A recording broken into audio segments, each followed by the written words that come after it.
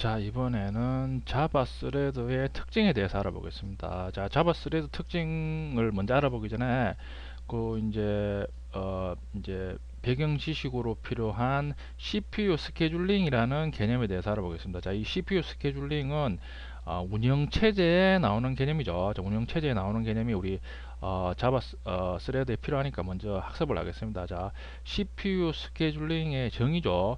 운영 체제가 작업을 처리하기 위해 각 프로세스에 CPU를 적절히 할당하는 정책을 이제 CPU 스케줄링이라고 하죠. 무슨 소리냐면 여러분들 PC를 사용하면 여러분들이 앞에서 말씀드린 것처럼 뮤직 플레이어도 실행시키고 문서 편집기 MS 워드도 실행하고, 그리고 인터넷을 하기 위해서 브라우저도 여러분들이 이런 식으로 동시에 실행하면서 쭉 사용하죠. 자, 저나 여러분들은 다 이런 식으로 컴퓨터를 사용하면서 동시에 여러 프로그램을 실행시키면서 사용한다 이거죠.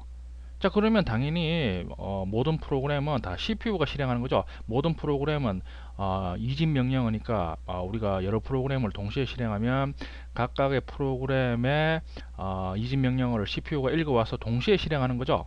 자, 그런데 우리 사람 입장에서는 동시에 실행하는 것처럼 보이지만 결국 CPU는 자기가 읽어드린 명령어를 순차적으로 처리하죠. 자, 우리가 어떤 일정한 시간을 딱 정해서 딱 정지를 시켜버리면 정지를 시켜버리면 CPU는, 자, 우리 사람이 보기에는 동시에 모든 프로그램을 실행하는 것처럼 보이지만 CPU는 결국에는 하나의 한 번에 한 개의 명령어만 실행하는 거죠. 그게 너무 빠르니까 사람 입장에서는 동시에 실행하는 것처럼 보인다 이거죠. 자, 이런 식으로 CPU 스케줄링이라는 의미는, 자, CPU에게 어떤 프로그램을 어떤 각각의 프로그램을 어떤 식으로 이제 동작을 시키느냐 하는 이런 적절히 프로그램에 대해서 CPU 자원을 적절히 할당하는 이제 방법이 이제 CPU 스케줄링이라 되죠. 운영 체제에서 다 이제 관리를 해주는 거죠. 자, 그러니까 이런 식으로 운영 체제에서 이제 CPU 스케줄링을 우리가 이제 해주니까 우리 사람 입장에서는 여러 프로그램이 동시에 실행하는 것처럼 보인다 이거죠. 실제 CPU는 한 번에 하나의 명령밖에 수행 안 하는 거죠. 그게 너무 이제 빠르게 이제 실행하니까 이제 여러 프로그램이 동시에 실행되는 것처럼 보인다 이거죠. 자, 그러면 운영 체제에서 이제 CPU 스케줄링 하는 이제 그 방법이죠. 종류. 자, 보면 크게 이제 선점 스케줄링하고 비선점 스케줄링으로 나눌 수가 있죠. 선점 스케줄링 방법은 하나의 프로세스가 CPU를 차지하고 있을 때 우선순위가 높은 다른 프로세스가 현재 프로세스를 중지시키고 자신이 CPU를 차지하는 정책이죠. 무슨 소리냐면, 자, 선점 스케줄링 하는 방법은 프로세스마다 이런 식으로 이제 계급이 있다 이거죠. 계급이 있으니까, 자, P1 이라는 프로세스가 있고 P2라는 프로세스가 있으면, 자, 이런 식으로 P2가 먼저 이런 식으로 실행돼서 CPU를 먼저 차지해서 실행하고 있다 이거죠.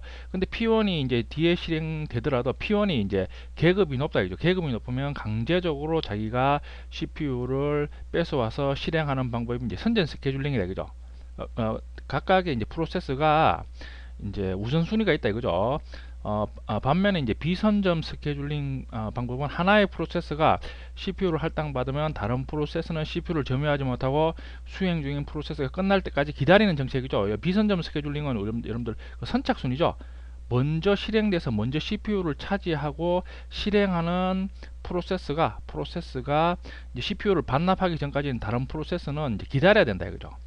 자, 근데 이제 대부분의 운영 체제는 이 선점 스케줄링하고 비선점 스케줄링을 적절히 혼합해서 이제 사용하죠.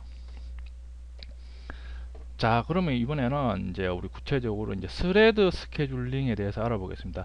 자, 스레드 스케줄링의 정의죠. 멀티 스레드가 동작할 때 어떤 스레드를 먼저 수행할지 결정하는 작업이죠. 자, 우리 앞에서 여러분들 스레드 정의할 때 자바의 프로세스는 내부적으로 이런 식으로 여러 또 다른 스레드로 나누어서 병행 처리되면서 이제 동작한다 그랬죠. 이게 이제 멀티 스레드라 그러죠.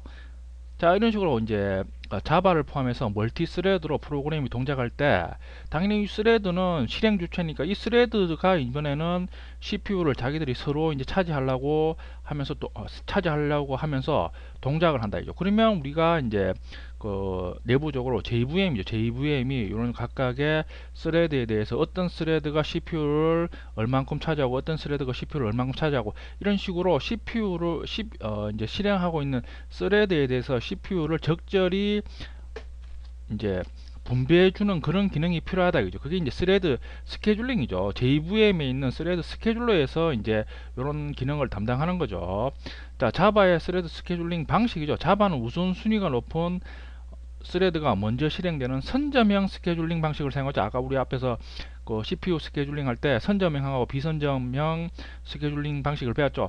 요 자바 스케줄링 방식은 우리 앞에서 배운 선점형 스케줄링 방식을 사용한다. 이제 무슨 소리냐면 자 이런 식으로 멀티 스레드로 동작할 때 각각의 스레드는 내부적으로 우선순위죠.